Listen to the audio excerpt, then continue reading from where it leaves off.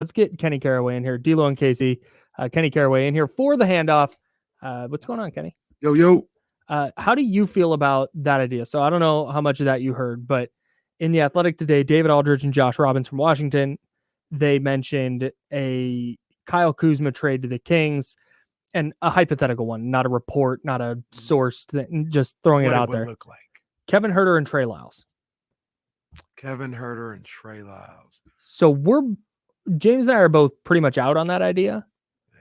But if it's Trey Lyles and then the other stuff to make the money work for Kyle Kuzma, where you have Kuzma in your starting lineup and now Harrison Barnes is your seventh guy, that I think makes the Kings really significantly better in a way that just Kyle Kuzma in a vacuum does not.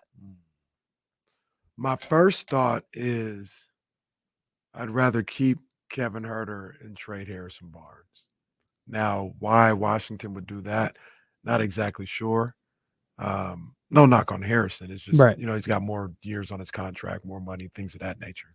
And they're probably not trying to add a whole lot of long-term salary. Sure. So that would be an issue. But my first thought, if we're just talking players and what I'd rather do, is I'd rather keep Trey Lyles and move Harrison Barnes. Really? In my, like, if I'm judging those two at this point, I think Huerter does, because he's 25, because he does stretch the defense and all that stuff.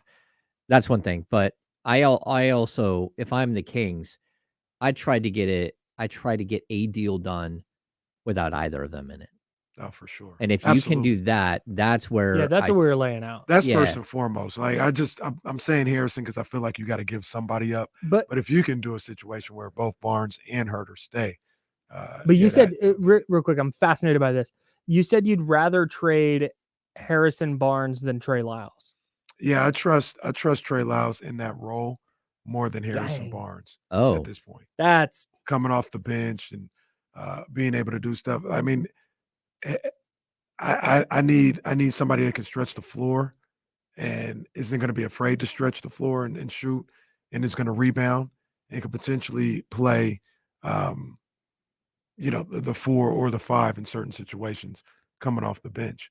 And I trust Trey Lyles a little bit more with that right now than I do Harrison Barnes. That's what I'd be fascinated to see, because I don't know if I agree or disagree with that, which is good radio, but I would be fascinated to see what Harrison Barnes looks like if put into that role. Because James, you and I were talking about earlier, what makes Harrison Barnes valuable is his ability to take on a role within a team that is a background role, that is a fringe. Okay, you're in the starting 5, but you're very much number 5 among those 5. I'd be really interested to see if he is the second guy off the bench, where there are going to be times every night where, hey, you're probably the number 2 scoring option. Well, maybe the number 3 scoring option. Real quick, I'll say something about that. Yeah. And I like Harrison. I love Harrison. But I don't know what happened. I want to be perfectly clear when I say that. I'm just trying to figure out what happened. But he was asked to take like the most reduced role ever in his career this past year, and he was gone for 40 games. Like, he couldn't handle it. Yeah. He couldn't do it and still be productive. He was like, oh, well, you need me to be the 5th scorer? Well, I'm just gone. And not that he was pouting or anything like that. I'm just saying he didn't know how to handle that. So now for come off the bench. For an increased role, though. Yeah. Increased, but Trey Lyles has plenty of nights where he gets 4 or 5 shots. Yeah. Like, he's not getting a lot of looks. That's I would think that if you had Harrison Barnes as your off the bench with Malik Monk as your 2 centerpieces off the bench, that you're going to have that Barnes is going to play a much more crucial role than he did as a starter. And it's what we always talk about when it comes to why you don't put Malik Monk in the starting lineup. You put Malik Monk where he's best suited, which is as that guy off the bench who gets to do whatever he wants. You put him alongside De'Aaron Fox, and we see it in bursts during the game. Sometimes it works, sometimes it doesn't. But having 2 ball handlers on the court at one time is a good thing to have. But also, there's times where it just doesn't work and it's clunky. And so, in my opinion, like having Harrison Barnes move to the bench might just open up a whole new world for him. He goes from number 5 to number 2, and that's a huge deal. And like, yeah, you got to build out the rest of the roster, right? Because you do. If you make that move, if you somehow make a move with Kevin Huerter and with Harrison Barnes still on the roster to go get Kyle Kuzma, it really does got your depth. So you're looking at no more Chris Forte, no more Davion Mitchell. You're looking at no more Trey Lyles, right? And you're probably looking at no more Kessler Edwards, right? Or no more Colby Jones, or no more Alex Len. One of those pieces is going. And so now you got to look at your team and go, how does this piece together? And then how do I recover after that? And can Keon Ellis backfill?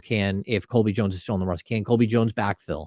Or do I need to make a secondary move to go get another piece? Do I need to go trade a 2nd round pick to a team that has a hole and needs to, or has a salary cap issue? Like the Golden State Warriors. Is there a player on the Golden State Warriors that's a low budget player, but you could give a 2nd round pick to, and you absorb that contract into your 15th roster spot, and they save, upwards of $40 million. Yeah. Like there's something like that out there that you could actually keep stacking up and making your team better.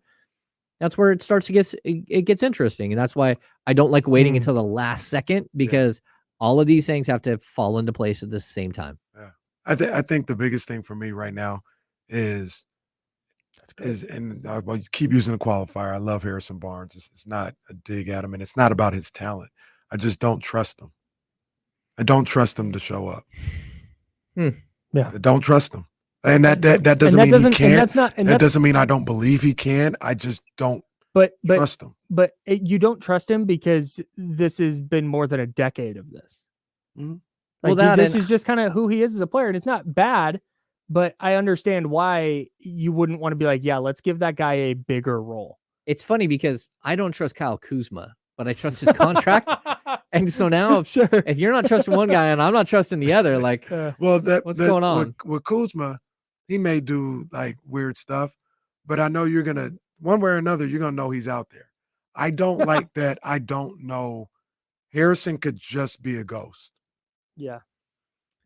I'm not comfortable with that. I think there's a role there though where he could really find success and be and it would like make him a much better player within the confines of who the Kings are. So, and we're talking about shooting, we're talking about versatility defensively, talking about a guy. And if you need to go big at some point, and you can go Fox or Monk with Harrison Barnes, Kyle Kuzma, and Keegan Murray all on the front line together with Sabonis or with JaVale McGee. I don't know. It's intriguing to me. I would at least, if I can venture down this road and I can put a deal together for pieces, I would do it. Last thing real quick, then we got to get to D'Lo and KC. Kenny, would you, by the way, next week, we're calling it D'Lo and Kenny. Yeah. There's no KC allowed. Okay. Very good. Not next week. Okay. Yeah. That's for no Tech 9 being played either. Yeah, no chance. Real quick, you're an all-star replacement in the NBA All-Star game in Indiana. You know you're not going to play a lot. Do you want to go? I want to go because I like the all-star stuff. Okay. I don't know if these NBA players feel the same way about that, especially if you've already gone. No doubt. All right. Very good. That's Kenny Caraway. D'Lo and KC are coming up next right here on ESPN 1320, Sacramento Sports Leader.